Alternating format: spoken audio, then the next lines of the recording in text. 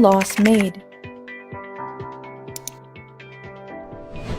In the Philippines, a law starts off as a bill filed in Congress. It then goes through a process which culminates with its submission to the President for his consideration. Once signed, the bill thereafter becomes law. To learn about how this process works, we have to first look at the Congress of the Philippines. Congress is divided into two chambers: the House of Representatives, which is composed of district and party list representatives,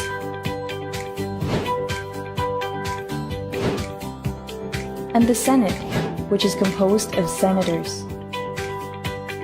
A member of Congress can file a bill.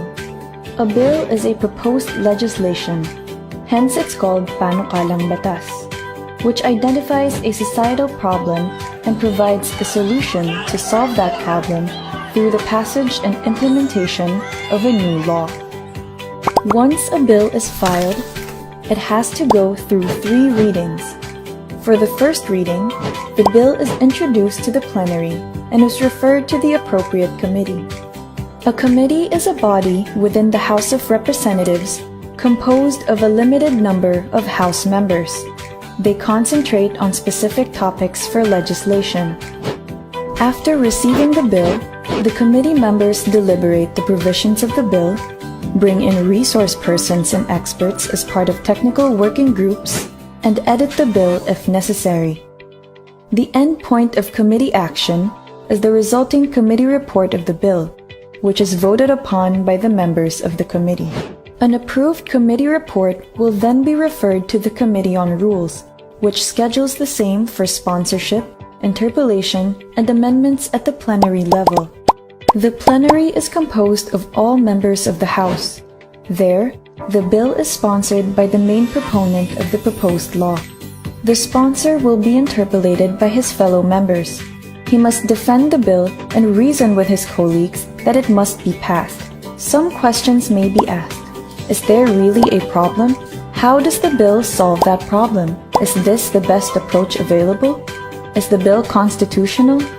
The members of the House can then introduce amendments to the bill. The bill that survives this process intact or with amendments will then be set for second reading, where all the members will vote to approve the bill in its final form. The bill will then be set for consideration on third reading. At least 3 days before that date, printed copies of the bill are distributed to all the members of the House for their review. On third reading, they vote whether or not to approve it.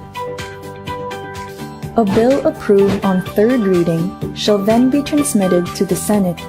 The Senate can concur with the bill. If the Senate concurs, the bill is then enrolled and transmitted to the President for his signature.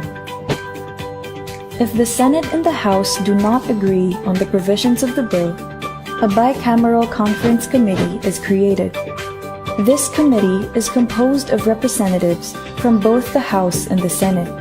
Together, they harmonize the differences of the bill and produce an amended or new version which is transmitted back to both the House and the Senate for ratification.